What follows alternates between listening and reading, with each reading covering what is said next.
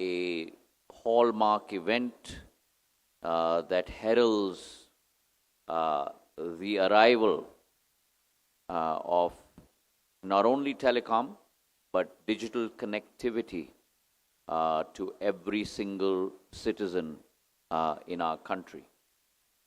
It also heralds the launch pad of India emerging not only as a center for high penetration for our citizens within the country, but really a launch pad for products, services, whether SaaS or others, for the world emanating from India. As I mentioned during my address yesterday, India is no longer a domestic market alone. Our entrepreneurs, our innovators, our industry have now been able to launch products and services for the globe from India.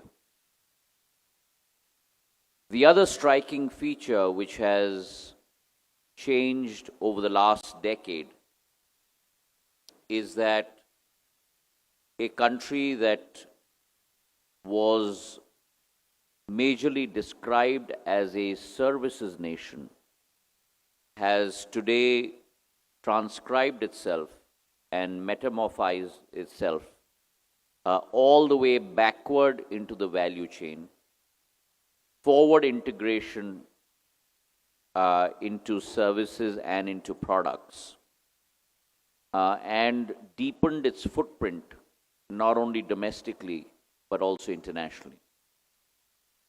So a revolution that started 2 decades ago with the advent of mobile in India today has vertically backward integrated all the way back into semiconductor chips.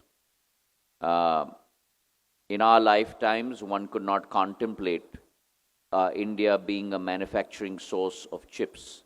And with Prime Minister Narendra Modi's foresight, something that he put in place 11 years ago, that India has to be digital first, there has to be Startup India, there has to be Digital India. And with those goals, the policies that have been put in place, whether it is the semiconductor mission with 76,000 crores being put in place, almost over $10 billion have already been invested in semicon. We could not contemplate that you would have multiple fabs being set up in India, a area that was probably the highest level of technology in the world, based out of Taiwan and other countries. Today you have fabs being set up from India's west coast of Gujarat to India's easternmost point in Assam. And that's the capability that India has shown. Now, our growth has also been powered by India's startups. A country that had only a handful of startups 15 years ago, today has greater than 180,000 startups in the country. A country that had 0 unicorns a decade ago, today has unicorns in triple numbers. And that really talks of Prime Minister Modi's resolve to work with industry, to work with our entrepreneurs, not the role of government being a regulator, but the role of government being a facilitator. Partnerships around the table as opposed to across the table, the mindset of government changing both as working as a partner with industry, a partner with entrepreneurs, as well as within government itself, a complete change in approach from ministries working in vertical silos to ministries working in a whole of government approach. And I think both these levers have resulted in India's true capability coming to the fore. India has always been a home for innovation, for invention. India, going back 10,000 years, whether you talked about Aryabhatta and the invention of the zero, whether you talked about the invention of surgery with Sushista, across the board, innovation and invention has been part of India's enterprise. That has been allowed to flower again under Prime Minister Narendra Modi. And that's why you've seen unicorns develop across the board.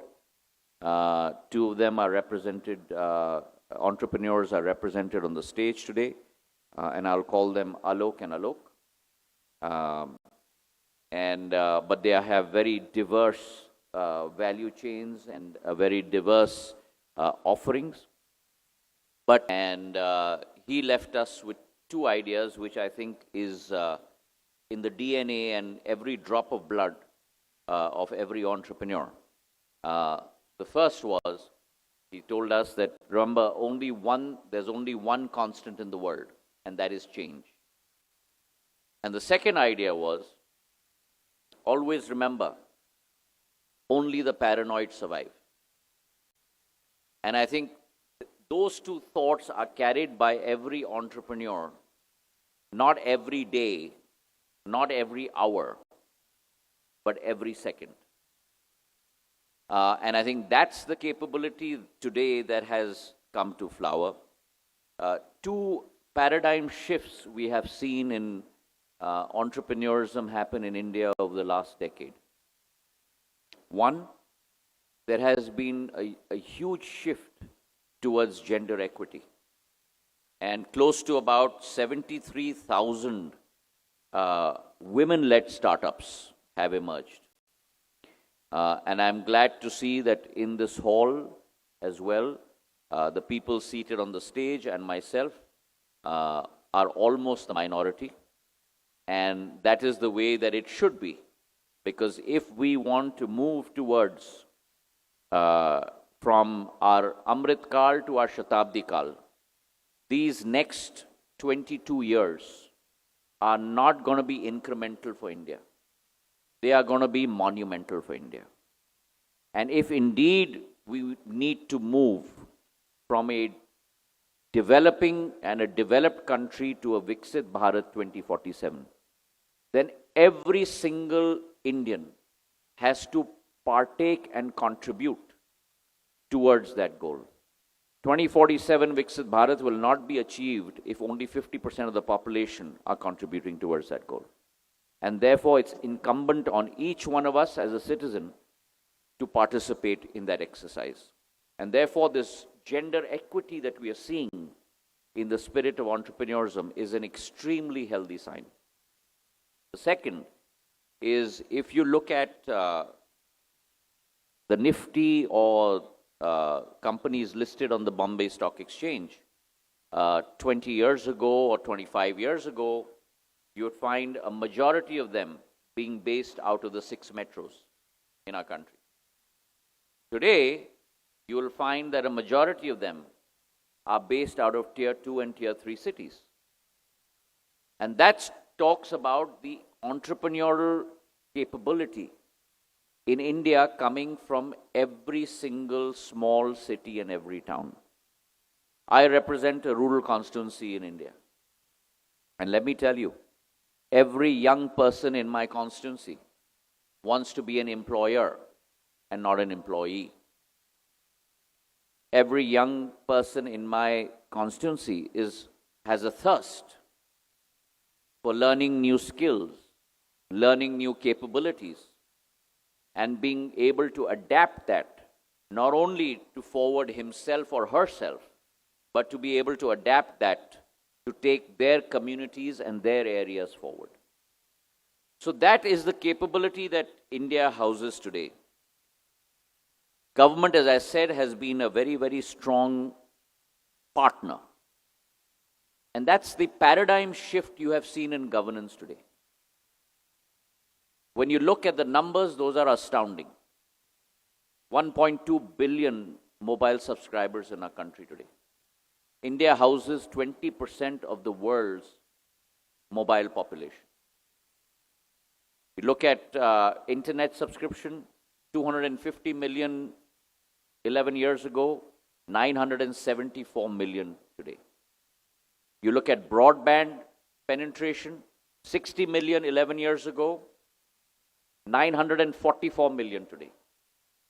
So if you were to characterize the nations of the world on a digital basis, with the size of the digitally connected people in a country, being the only barometer to be able to classify countries, then India would be the third largest digital nation in the world. And I mentioned this in the CEO forum today, that what happened in the 1900s with the Industrial Revolution, what metamorphosized that change, what brought about that chrysalis, it was the advent of roadways and railways. That changed the complexion of the world, because you were able to connect.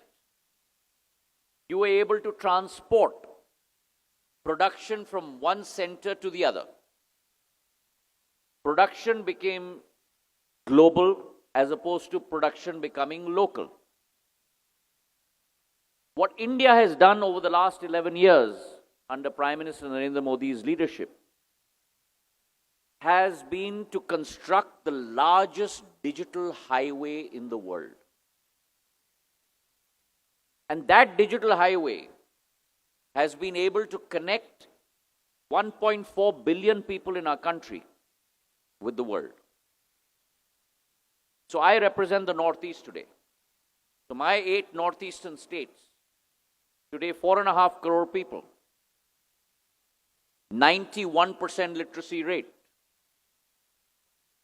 75% below the age of 30. Today, each one of those people have the ability to become entrepreneurs, manufacture their handloom, handicraft, semicon chips, and connect themselves to the world market. That capability was not there in India 11 years ago. That capability is not there in other countries of the world today that you have in India. The fact that today with our UPI,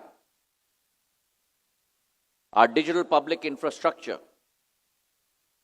you have close to 20 billion transactions happening a month. 260 billion transactions in a year.